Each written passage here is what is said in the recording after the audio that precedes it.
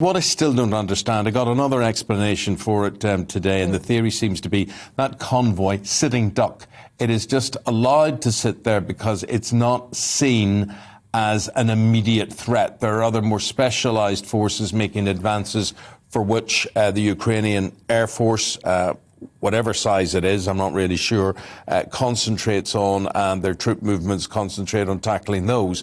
But meanwhile, surely you've got all those assets sitting there. What sort of statement would it make to send drones in there, to send aircrafts and wipe out 14 miles of vehicles?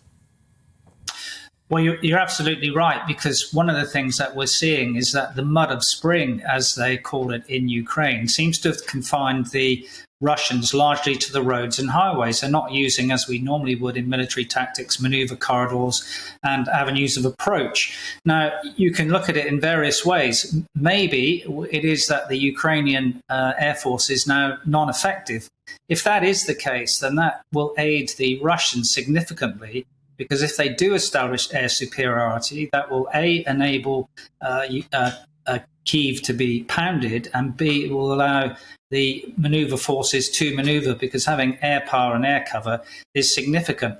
But in doctrinal terms, having a column that length is something that you really want to try and chew to bits. But at the same time, the Americans are saying it's stalled.